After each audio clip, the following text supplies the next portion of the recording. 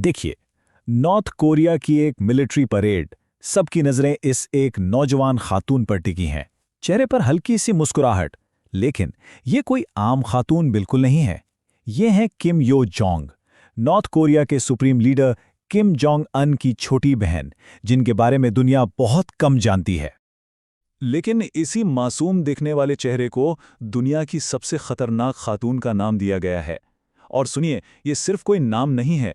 दुनिया भर के एक्सपर्ट्स वार्न करते हैं कि किम यो जोंग को भूलकर भी हल्के में ना लिया जाए। तो सवाल यही है, आखिर एक डिक्टेटर की ये खामोश सी बहन उसके पूरे सिस्टम की, उसकी आयरन फिस्ट कैसे बन गई? चलें, नॉर्थ कोरिया की इस बंद दुनिया के अंदर झांक कर देखते हैं और पता लगाते हैं कि इस खातून ने किस तरह बिल्कुल खामोशी से ताकत का ये पूरा जाल बुना है। तो शुरू करते हैं इनकी कहानी। किम यो जोंग की पैदाइश हुई थी 1987 के आसपास प्योंगयांग में। ये नॉर्थ कोरिया के उस वक्त के डिक्टेटर किम जोंग इल की सबसे छोटी बेटी हैं। इनका बचपन वो प्योंगयांग के एक ऐसे सीक्रेट कंपाउंड में गुजरा जहां जिंदगी तो बहुत ऐशो आराम वाली थी, लेकिन दुनिया से बिल्कुल कटी हुई, लोगों की नज़रों से एकदम दूर, पूरी तरह छुपा कर रखा गया था इन्हें। 1990s में किम जोंग इल ने एक फैसला किया, अपने बच्चों को यूरोप भेजने का। तो 1996 में किम यो जोंग को स्विट्जरलैंड के शहर बर्न भेज दिया गया। वहां उनका असली नाम नहीं बल्कि एक फर्जी नाम था, पाक मी हियांग।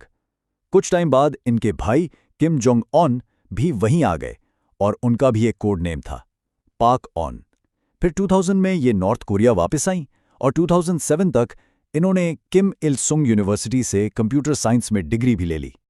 स्विट्जरलैंड में इनकी लाइफ आप समझें दो अलग अलग चेहरों वाली थी। सामने से देखने में तो ये एक सिंपल से अपार्टमेंट में रहने वाले आम कोरियन स्टूडेंट्स थे, लेकिन असल हकीकत क्या थी? असल हकीकत ये थी कि नॉर्थ कोरियन ऑफिशियल्स 24/7 उनकी निगरानी करते थे और उनके साथ अंडर कवर बॉडीगार्ड्स की एक पूरी टीम हमेशा मौजूद रहती थी। चलें आप देखते हैं कि उन्होंने नॉर्थ कोरिया के पावर सर्कल में एंट्री कैसे ली। उनका सबसे पहला और सबसे इंपॉर्टेंट काम था मीडिया और प्रोपेगेंडा पर काबू पाना। इसी के जरिए उन्होंने अपने भाई किम जोंग अन के गिर्द एक कल्ट ऑफ पर्सनालिटी यानी शख्सियत परस्ती का एक ऐसा मजबूत किला बनाया जिसे तोड़ना नामुमकिन हो। उनका पावर में आना बहुत सोचा समझा और प्लान किया हुआ था। देखें, 2007 में वो रूलिंग वर्कर्स पार्टी की जूनियर मेंबर बनी। फिर 2012 में जब वो सिर्फ 23 साल की थी, उन्हें अपने भाई का टूर मैनेजर बना दिया गया। इसका मतलब उनके सारे दौरे, सारी सिक्योरिटी सब इनके कंट्रोल में था। 2014 में वो प्रोपेगेंडा डिपार्टमेंट की वाइस डायरेक्टर बनी और बस एक साल बाद 2015 तक वो इस पूरे डिपार्टमेंट की डी फैक्टो चीफ यानी असल हेड बन चुकी थी। और उनका मिशन अपने भाई के इमेज को बिल्कुल अपने दादा किम इल संग जैसा बनाना। और उनकी ये बढ़ती हुई पावर अब सिर्फ नॉर्थ कोरिया के अंदर नहीं रह गई थी। 2017 में अमेरिका के ट्रेजरी डिपार्टमेंट ने ऑफिशियल तौर पर किम यो जोंग का नाम अपनी सैंक्शंस लिस्ट में डाल दिया। इसका मतलब साफ था, अब पूरी दुनिया मान रही थी कि वो इस रिजीम की खतरनाक एक्टिविटीज में एक सेंट्रल रोल प्ले कर रही हैं। तो अब वक्त आ गया था उनके दूसरे रूप के सामने आने का। दुनिया ने उन्हें एक अलग अंदाज में देखना था। उनकी वो शुरुआती डिप्लोमेटिक स्माइल बहुत जल्द एक फौलादी आवाज में बदलने वाली थी। ये हुआ फरवरी 2018 में विंटर ओलंपिक्स के दौरान। किम यो जोंग ने दुनिया के सामने अपना एक बहुत नर्म और मुस्कुराता हुआ चेहरा पेश किया। वो किम डायनेस्टी की पहली मेंबर थीं जिन्होंने साउथ कोरिया का दौरा किया था। उनकी मुस्कुराहट ने मीडिया को बिल्कुल दीवाना कर दिया और दुनिया को लगा शायद अब दुश्मनी खत्म हो रही है। लेकिन एक्सपर्ट्स ने फौरन कह दिया कि यह सब प्योर प्रोपेगेंडा है। फिर आया अप्रैल 2020 और एक अजीब व गरीब सिचुएशन पैदा हुई। डिक्टेटर किम जोंग अन अचानक गायब हो गए, कहीं नजर नहीं आ रहे थे। पूरी दुनिया में अफवाहें फैल गईं कि शायद उनकी मौत हो चुकी है। और यही वो लम्हा था जिसने किम यो जोंग को अपना असली चेहरा और अपनी असली ताकत दिखाने का मौका दिया। इसी खामोशी के बीच नॉर्थ कोरिया के मीडिया से पहली बार किम यो जोंग के नाम से एक स्टेटमेंट जारी हुआ और इस स्टेटमेंट ने सबको हिलाकर रख दिया। उन्होंने साउथ कोरिया के लिए क्या कहा? उन्होंने कहा कि साउथ कोरिया एक डरा हुआ कुत्ता है जो सिर्फ भौंकना जानता है। बस इस एक बयान ने उनकी उस मुस्कुराती हुई इमेज को चकनाचूर कर दिया। मैसेज बिल्कुल क्लियर था, अगर भाई मौजूद नहीं है तो बहन हुकूमत संभालने के लिए पूरी तरह तैयार है। लेकिन ये धमकी सिर्फ लफ्जों तक नहीं रुकी। उनके एक्शंस उनके लफ्जों से कहीं ज्यादा खतरनाक साबित हुए।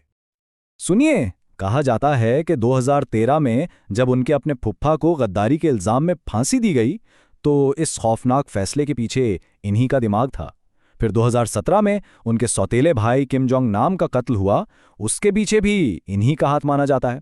जून 2020 में उनके एक ऑर्डर पर नॉर्थ और साउथ कोरिया के दरमियान जो लिएजन ऑफिस था उसे धमाके से उड़ा दिया गया। और खबरें तो यहां तक हैं कि उन्होंने कई गवर्नमेंट ऑफिशियल्स को सिर्फ इसलिए मौत की सजा दे दी क्योंकि उन्होंने उन्हें पूरी इज्जत नहीं दी थी। और उनके अल्फाज वो भी किसी हथियार से कम नहीं हैं। नॉर्थ कोरिया छोड़कर जाने वालों को वो स्कम और गंदे कीड़े मकोड़े कहती हैं। साउथ कोरिया के प्रेसिडेंट को उन्होंने अमेरिका का भूखा कुत्ता कहा और अमेरिका के प्रेसिडेंट जो बाइडेन के लिए उन्होंने कहा कि वो एक ऐसा बूढ़ा आदमी है जिसका कोई फ्यूचर नहीं है। तो सवाल ये है कि आज उनकी पोजीशन क्या है? क्या वो वाकई नॉर्थ कोरिया की अगली रूलर हैं? और अगर हां, तो फिर दुनिया को किस चीज के लिए तैयार रहना चाहिए?